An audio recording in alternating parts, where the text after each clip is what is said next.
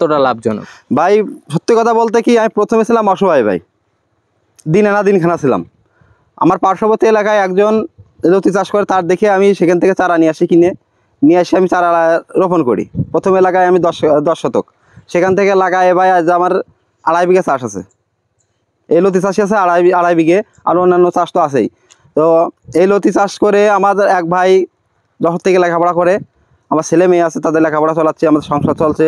এবং এই লতি চাষ করে আমি নিজস্ব একটা জমিও কিনছি, বাড়ি ঘরদর করছি। আমার এই জাত লতিরাজ যশোরের লতিরাজ কচুতে প্রথমত চাষ খরচ হবে আপনার 10 থেকে 12 হাজার টাকা হারভেস্ট করার আগে। আর হারভেস্ট করলে তো ধরেন ওটা তার পকেটে যাবে না। তারপর এক মৌসুমে 4 থেকে 5 লাখ টাকা আমি ইনকাম করতে পারবো এই লতি থেকে, যশোরের লতিরাজ কচু থেকে। ফলন কেমন এটাই? ফলন খুবই ভালো, আপনারা নিজেরা স্বয়ং দেখছেন। তবে কিছু কিছু হয়তো অসাধু ব্যবসায়ী আছে, তারা বলবে যে না জাত ভালো না, তারা বিক্রয় করার জন্য। আর আমি বলবো যে আপনারা যে আজে বাজে কথা না শুনে ডাইরেক্ট কৃষকের কাছে আসেন, যে দক্ষ কৃষক আছে তার কাছে যান। আমার কাছে আসতে হবে এমন কোনো কথা আমি বলি নাই, যে আপনারা তার কাছে জায়গায় সরজমিনে তার চাষটা দেখে আসেন, দেখে আসে তারপরে আপনি চারা নেবেন তার কাছ থেকে। আমার কাছ থেকে নিতে হবে এমন কোনো কথা বলি নাই আমি। ভাই কেমন আছেন? ভালো ভাই, ভালো আছেন? এই তো আছি আলহামদুলিল্লাহ। কি আজকে লতি তুললেন? জি ভাই, আজকে লতি তুললাম। কতটুক জমিতে তুললেন? এই 6 কাঠা জমি থেকে। আচ্ছা, ফলন কতটুক হবে এই 6 কাঠা জমিতে? 6 কাঠায় আমার 5 মণ আমরা আশাবাদী আছে। 5 মণ? জি।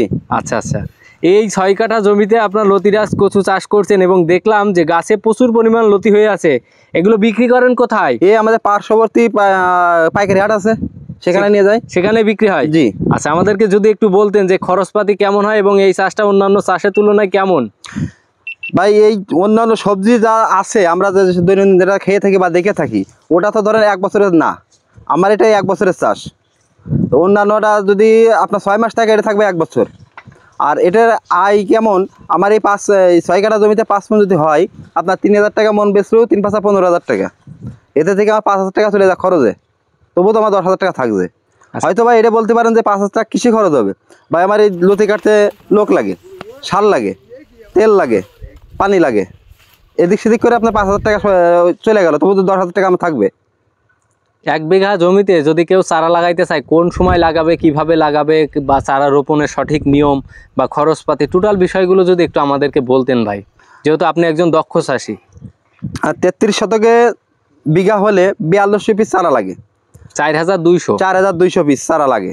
আর এই চারা লাগাইতে হয় আপনার ধান যেভাবে লাগাইতে হয় কাদা করে, জাস্ট ওইভাবে কাদা করে লাগাইতে হবে। চাষে দিতে হবে পটাশ, ফসফেট, ইউরিয়া দিয়ে কাদা করে নিয়ে তারপরে আমার এই চারা লাগাইতে হবে।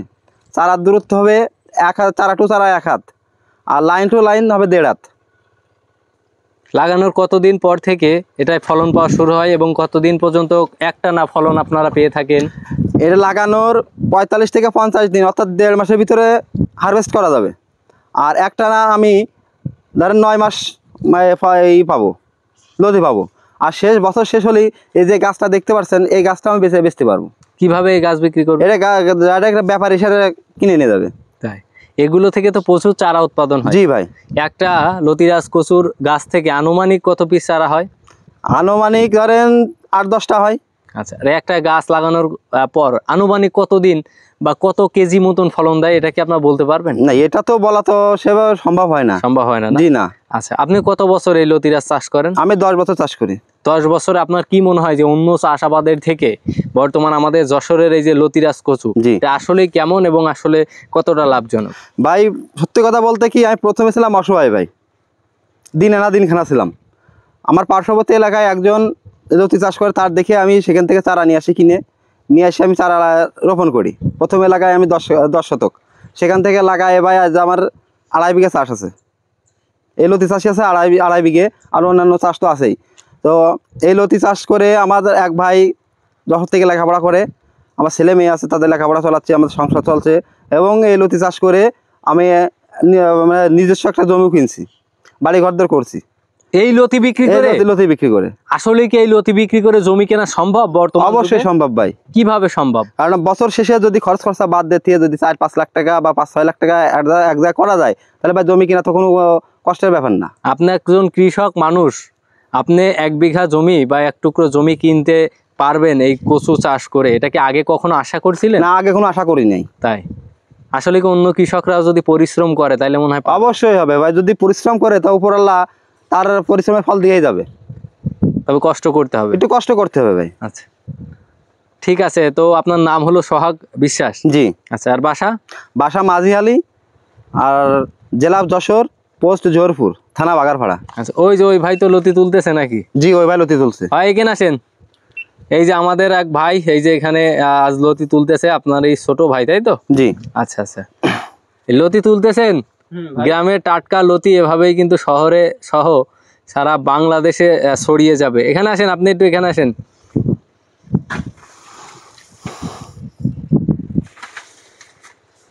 এই কখন আসছেন এখানে কাজ করতে? ভাই সকালে আসছি। তাই? আপনি কি লেখাপড়া করেন? হ্যাঁ, আমি লেখাপড়া করি। আচ্ছা, পাশাপাশি এই যে ভাইও লতির কাজ করে এবং তারাও চাষাবাদ করে, দেখেন। ঠিক আছে ভাই, ধন্যবাদ। ধন্যবাদ ঠিক আপনাকে আছে ভাই।